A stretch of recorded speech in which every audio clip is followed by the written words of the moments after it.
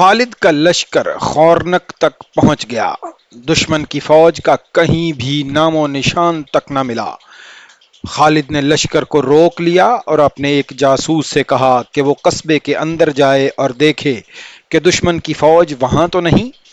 خالد کا جاسوسی کا نظام ذہین اور جرت مند آدمیوں پر مشتمل تھا۔ اس میں ان مسلمانوں کی تعداد زیادہ تھی جو فارس والوں کے غلام تھے۔ وہ دجلہ اور فرات کے سنگم کے علاقے میں رہتے تھے۔ ان میں سے ایک آدمی بھیس بدل کر خورنک چلا گیا اور خبر لایا کہ اس علاقے میں کوئی فوج نہیں اور قصبے میں امن و امان ہے۔ تاریخ بتاتی ہے کہ اس قصبے میں متمول لوگ رہتے تھے۔ آج وہاں خورنک کا نشان بھی نہیں ملتا۔ انسان مٹی میں مل کر مٹی ہو جاتے ہیں، مقام مٹ جاتے ہیں، بلند و بالا مکان اور عالی شان محل مٹ جاتے ہیں، زندہ صرف تاریخ رہتی ہے، اچھی یا بری۔ انسانوں کے نام زندہ رہتے ہیں، ان کی قائم کی ہوئی روایات زندہ رہتی ہیں۔ آج وہ قصبہ موجود نہیں جہاں تاجر اور دیگر دولت مند لوگ رہتے تھے۔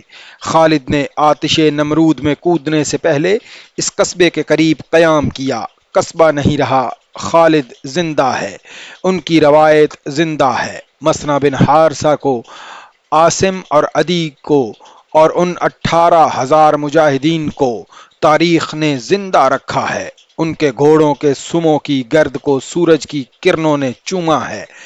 کیا مقصد تھا ان اولین مجاہدین کا جو اس دشمن سے ٹکر لینے جا رہے تھے جو 18,000 نفوس کو نگل لینے کی طاقت رکھتا تھا؟ خالد اور ان کے سالاروں کے دلوں میں تخت و تاج کی ہوس نہیں تھی، زر جواہرات کا لالچ نہیں تھا۔ ایک عزم تھا جو ان کے لیے جنون بن گیا تھا، اور اس کفر کو اپنے پڑوس میں زندہ نہیں دیکھنا چاہتے تھے جو اسلام کی بقا اور فروغ کے لیے خطرہ تھا۔ ان کے ذہنوں میں کوئی شک نہ تھا، کوئی وہم، کوئی وسوسہ نہ تھا۔ وہ ہمیشہ زندہ رہنے والی روایت اپنے خون سے لکھنے جا رہے تھے۔ مورخ نے اس وقت کے وقائع نگاروں کے حوالے سے لکھا ہے کہ خالد پر خاموشی طاری تھی۔ کوئی سپاہی ان کی طرف دیکھتا تھا تو وہ مسکراتے تھے۔ خالد جب خورنک سے آگے نکلے تو ان کے منہ سے کوئی حکم نکلتا تھا یا کوئی ہدایت، اس کے سوا وہ کوئی بات نہیں کرتے تھے۔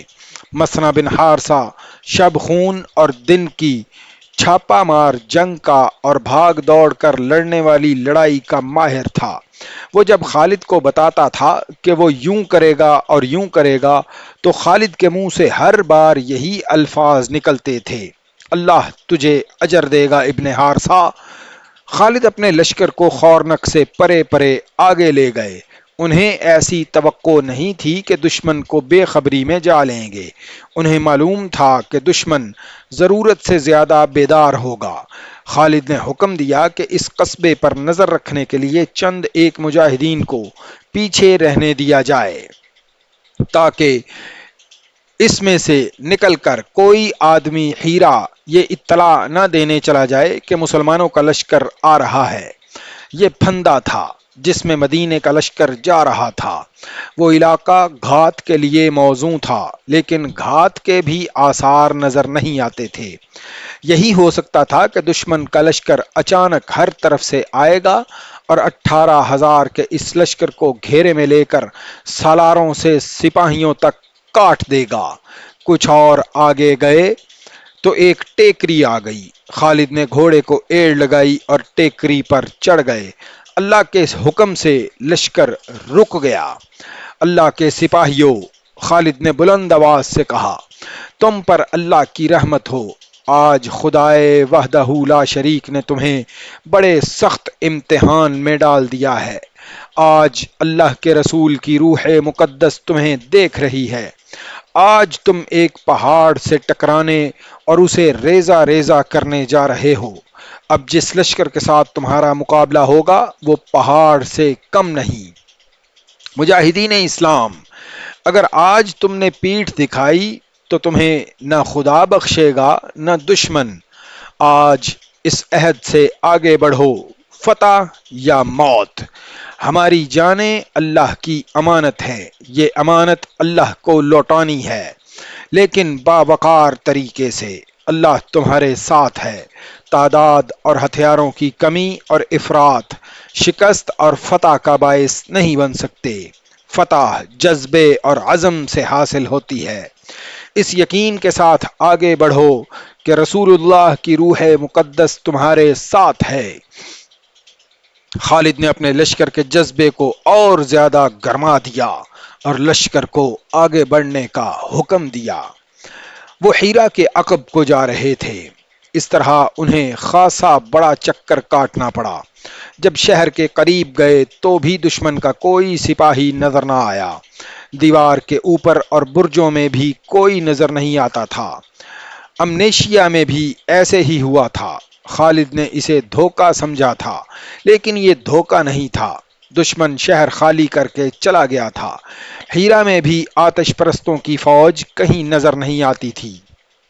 شہر پناہ کے دروازے کھلے تھے۔ مسنا بن حارثہ اپنے چند ایک سواروں کے ساتھ شہر کے ارد گرد چکر لگا آیا۔ ابن ولید، مسنا نے خالد سے کہا، سامنے والا دروازہ بھی کھلا ہے اور لوگ گھومتے پھرتے دکھائی دے رہے ہیں۔ ایسا نہیں ہو سکتا۔ خالد نے کہا، امنیشیا خالی تھا، تو کہتا ہے شہر میں لوگ موجود ہیں۔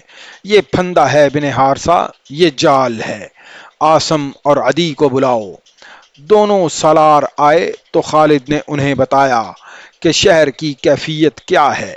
کچھ دیر تبادلہ خیال اور بحث مباحثہ ہوا اور طے پایا کہ تمام دروازوں سے لشکر کے دستے طوفان کی طرح اندر جائیں اور شہر میں پھیل جائیں۔ اگر خطرہ تھا تو یہ کوئی معمولی خطرہ نہیں تھا۔